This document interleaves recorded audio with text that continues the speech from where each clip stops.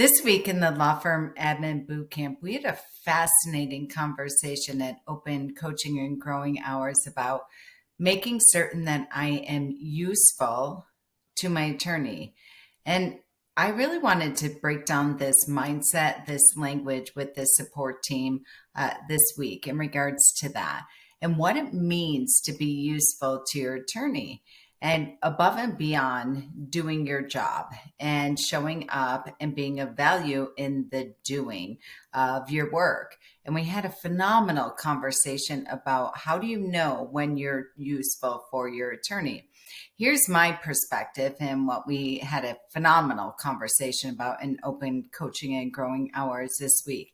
So here's my perspective on this. And attorneys, I would love your thought. Give us some feedback in regards to what it means for your support team, your associate attorneys, honestly, anyone that you employ and work with, where you can check the box and say 100% they are of value and they are quote unquote useful to me. And the conversation we had today was, yes, doing your work is of value. Yes, it is useful and helpful for your attorney where they feel like they're getting a return on investment for your salary.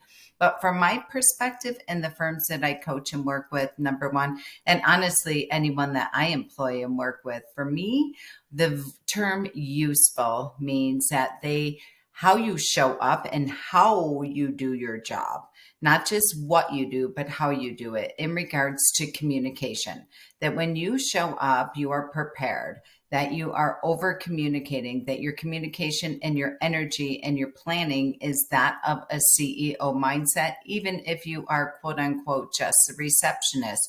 That when you show up, you are very respectful of your attorney's time, of your boss's time, and you're coming in with proposed solutions, that your conversation, that your communication, that your cadence and your tonality is very clear, concise, and to the point. Number one. Number two, that you know how to manage, facilitate, and lead the conversation, that you don't have all this filler, you don't have this story, you don't have this stuff in regards to what you're communicating, the wow or the why, and you're not justifying why you're communicating what you're communicating. You are to the point. You are articulate. So you're coming in there with, here's the bottom line, here's the bullet points, here's what I did, here's why I did what I did, and here's where I'm jammed up, here's where I'm stuck, and here's where I believe the proposed solution is. So that's number one.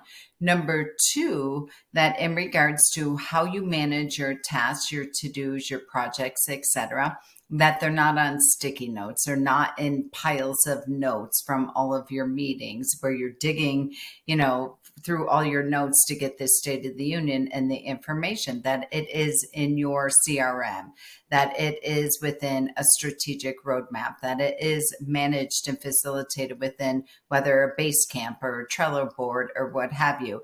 But your attorney at any given point can go to your tasks and to-dos and see the math, so to speak. They can see the critical thinking of how you manage and lead your day.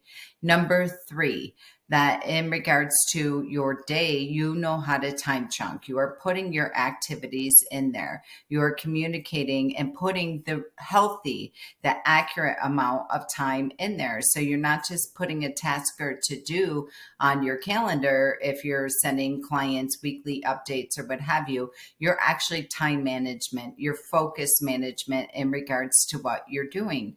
And you're putting the time in there. This should take about 2 hours. This should take about 15 minutes. This is my projection. This is my forecasting in regards to how I communicate. Number three, you are batching, or number four, you are batching your activities. So you are putting them, when you are communicating with the attorney, you are not blowing them up with emails. When they communicate and send you an email, you're not conducting communication ping pong. They know that when they send you something, you're going to take the email or the communication or the text or the Voxer or the Slack or what have you and batch it for your daily huddles, for your weekly meetings, for your department meetings.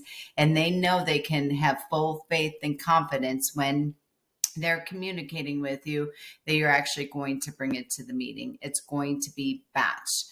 So this term useful, which came up with several people, paralegals, a marketing coordinator in this week's open coaching hours. We actually had a PLA in there, and we had just this phenomenal conversation around being useful. And it's not what you do from my perspective, but it's how you do it, how you communicate, and how you project manage like a boss. So attorneys, I'd love to hear your insight. Give me what you believe, what I miss. What else would you like to add to the list from your perspective?